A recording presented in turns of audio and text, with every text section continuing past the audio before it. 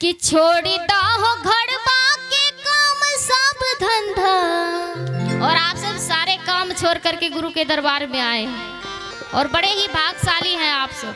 और आप सब मीठी मीठी ताली का साथ देंगे।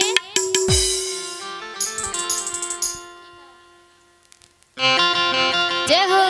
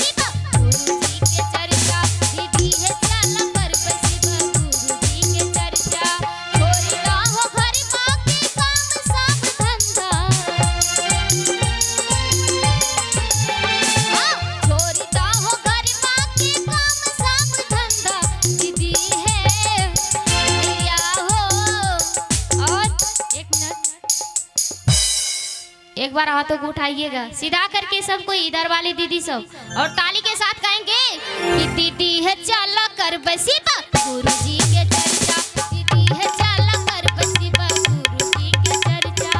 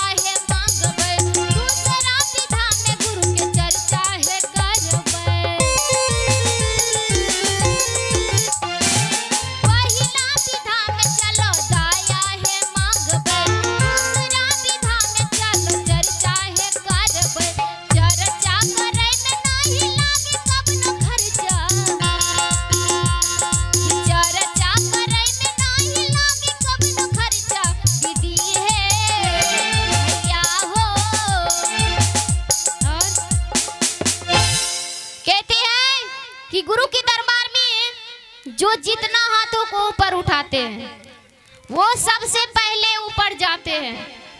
अरे बाल देख लीजिए कैसा बात बोल दिया। कैसा बात बोल दिए कि गुरु के दरबार में जो जितना हाथ ऊपर उठाते हैं और उतना सबसे पहले ऊपर चले जाते हैं। देखिए इसका दिमाग का फीता उतर गया है ना, सबको ऊपर जाने के लिए कह रहा है। क्या गुरु बहन? देखिए हाँ, ऐसा नहीं है कि वो दुनिया से चला जाएगा। तब क्या होगा ये पहले बताइए। कहते हैं गुरु के दरबार में किसी ने कहा है अच्छा कि हाथ उठाओ ये कहाँ की रीत है? कहाँ का रीत है? कि हाथ उठाओ ये कहाँ की रीत है? और गुरु के दरबार में जिसने दोनों हाथों को उठा करके ताली बजाए जयकारा करे, समझ लीजिए संसार में उसकी जीत ही जीत है। इसीलिए आपसे है ना, जो जितना हाथ ऊपर उठाते हैं उतना सबसे पहले ऊपर चले जाते हैं। देखिए क्या चीज का ऊपर जाइएगा सोच लीजिए।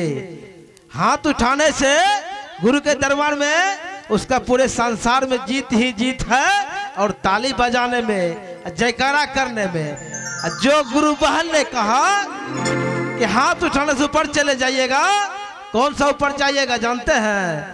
गुरु के दरबार में आप जब दोनों हाथ खड़ा करके सरेंडर हो जाइएगा, इसीलिए कहा सबसे पहले ऊपर जाइएगा, तरक्की का ओर ऊपर जाइएगा, उन्नति कीजिएगा, पुत्रपति होइएगा। इसीलिए गुरु के दरबार में गुरु बहन ने आप सबसे हाथ उठवा रहा है और भजन पे ताली बजवा रहा है। किसी ने सच ही कहा है कि चेहरा दिखाई देता है जब शीशा साफ होता है, कि चेहरा दिखाई देता है जब शीशा साफ होता है, और आपका महादेव, आपका गुरु दिखाई देगा जब आप सबों का दिल साफ होगा। जब गुरु को कस के पकड़िएगा ने, जब उनका जैसे कि 3 विधा बताया है, जब 3 विधा को कस के कीजिएगा तो देखिए दया मांगने के लिए नहीं पड़ेगा, स्वतः मजबूर होकर के उनको दया देना पड़ेगा आप सबों के ऊपर में। तो चलिए सुनते हैं प्यारा सा भजन गुरु बहन प्रतिमा भारती की माध्यम से।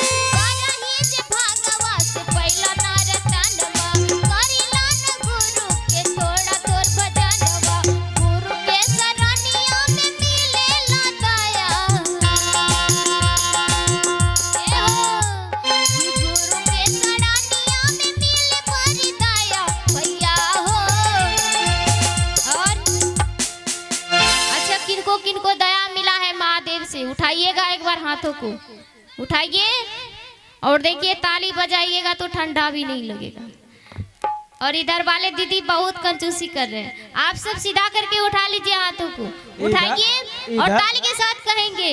एक बात जानते हैं, बोलिए। इधर वाला दीदी घर में बैठा है इसीलिए सोचता कि हमको दिखता नहीं है। अच्छा। वो सोच रहा हम इधर छुप के बैठे हैं, हमको नयन कह रहा है। जो आगे में बैठा है दीदी उन सबसे कह रहा है देखिए हमको तो नहीं दिखाई देता है सच में, लेकिन ये जो है बाबा भोलेनाथ इनको तो सब आदमी को दिखाई देता है। ये सभी आदमी को देख रहा है, कौन भजन में ताली बजा रहा है कौन नहीं बजा रहा है ये सब। अच्छा एक बात बताइए, आप सभी गुरु बहन गुरु भैया सबसे पूछते हैं, भगवान जो होता है कि भगवान क्या चीज का भूखा होता है बाबा? दही चूरा का। फीता आपका उतर गया है क्या जी? है दही चूरा देखे हैं भगवान को खाते कभी? है कुछ नहीं, भगवान खाता है दही चूरा, रसगुल्ला, रोटी, दाल, चावल, दाल, सब्जी। देखिए वो सबका भूखा तो आप हैं, हम हैं, बहन सब, भैया सब है। क्या रोटी दाल चावल तो आप सबको चाहिए ने? धन दौलत आपको चाहिए ने? क्या बाबा भोलेनाथ को चाहिए धन दौलत? नहीं, बाबा भोलेनाथ को धन दौलत नहीं चाहिए, धन दौलत का भूखा नहीं है। देखिए भगवान एक भाव का भूखा होता है, उसको भाव चाहिए। प्रेम चाहिए, श्रद्धा चाहिए। जब इतना चीज आप बाबा को याद कीजिएगा भाव से, प्रेम से, श्रद्धा से, देखिए उनका दया दृष्टि कितना आप सबों के ऊपर में बरसेगा।